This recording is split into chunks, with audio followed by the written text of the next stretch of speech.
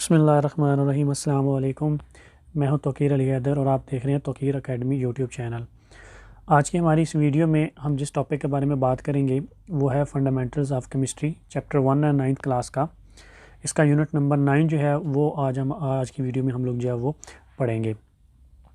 आज की हमारी वीडियो में जो सबसे पहला क्वेश्चन है वो है कि एक्सप्लेन मोल मैस कैलकुलेशन। आज की वीडियो जो है कम्प्लीटली इसके बारे में है, मोल मैस कैलकुलेशन के बारे में, और इसके साथ एक और टॉपिक है मोल पार्टिकल के बारे में। हम जो है इस वीडियो में जो है वो डिटेल में बात करेंगे।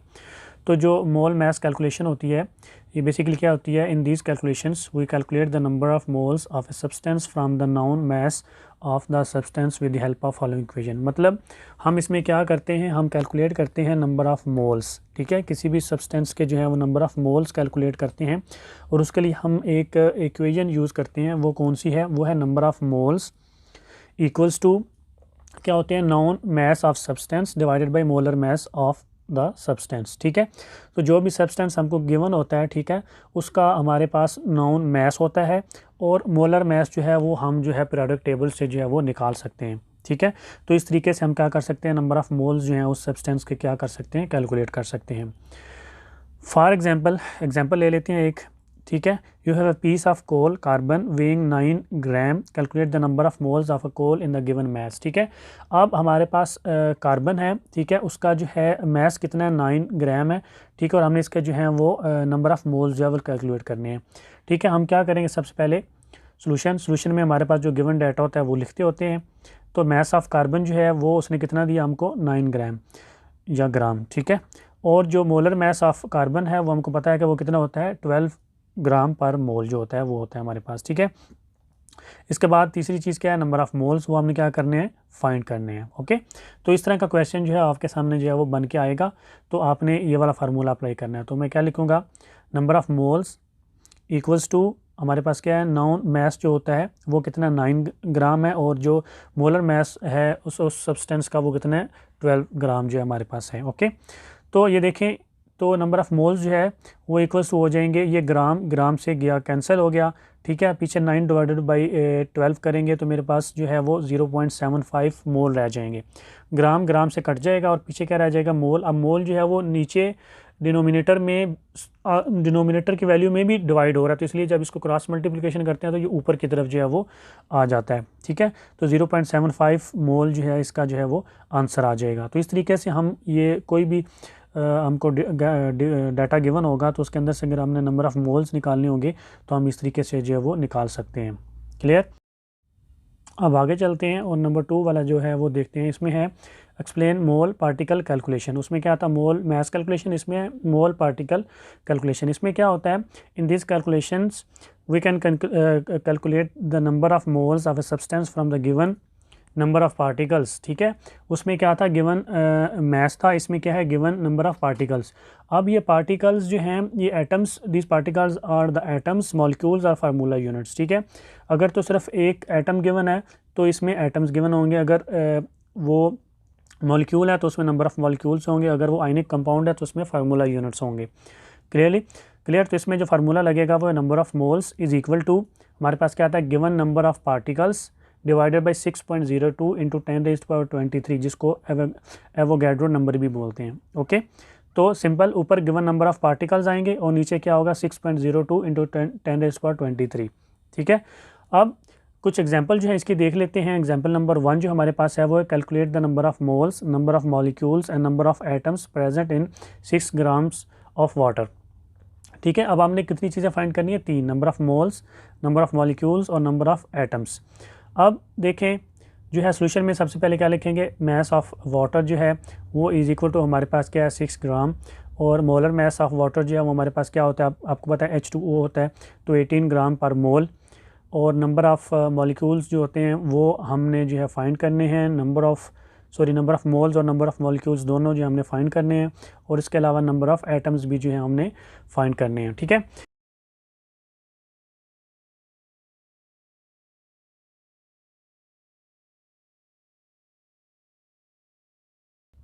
तो इस तरह जो है हम ने 3 चीज़ें जो है अभी वो फाइंड करनी है। तो सोल्यूशन में लिखेंगे सिंस वी नो, क्या हम जानते हैं कि नंबर ऑफ़ जो मोल्स हैं वो इक्वल्स टू हमारे पास क्या है, non mass of the substance divided by molar mass of the substance, जो हमने थोड़ी देर पहले जो है वो इक्वेशन जो है वो पढ़ी है।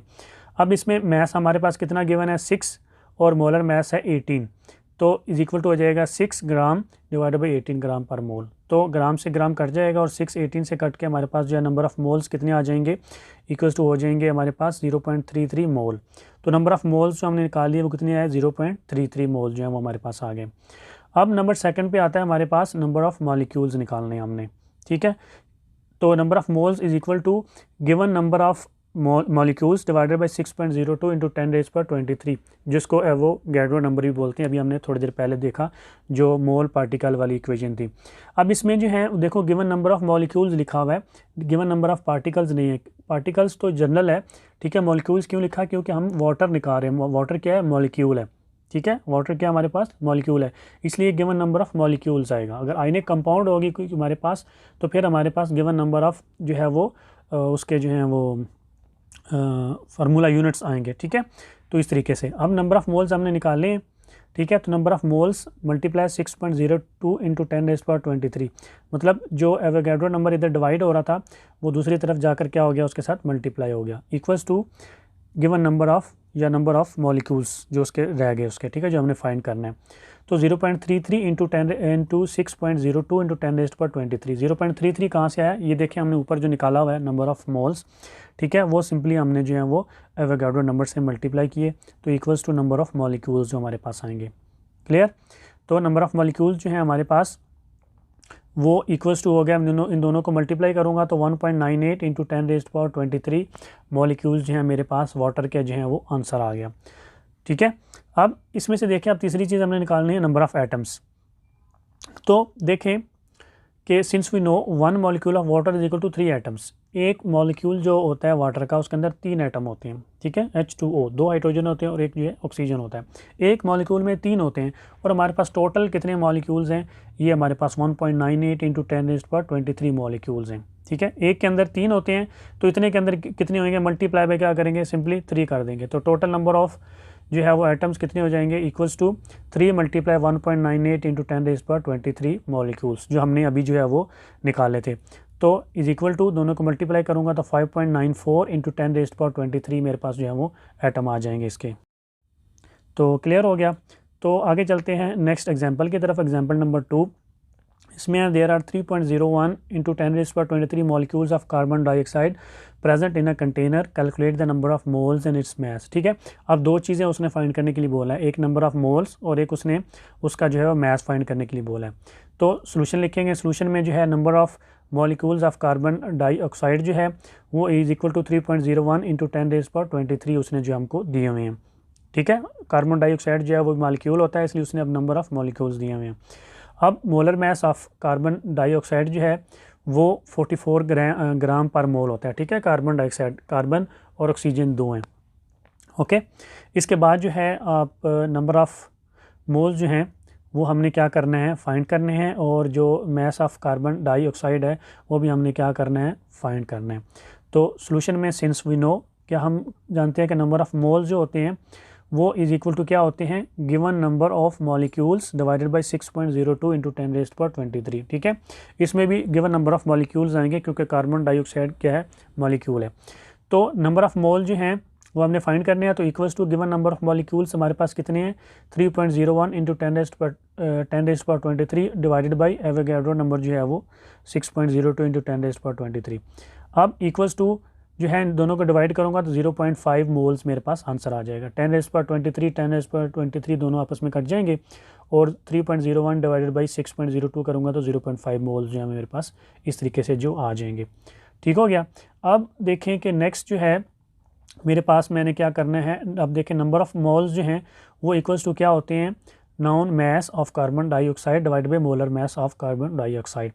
अब नंबर ऑफ़ मोल्स हमने निकाल लिए और मोलर मास भी हमारे पास है, तो हम यहाँ से क्या कर सकते हैं, उसका मास जो है वो निकाल सकते हैं।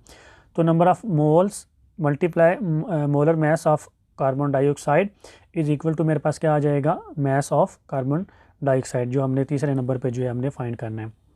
क्लियर हो गया।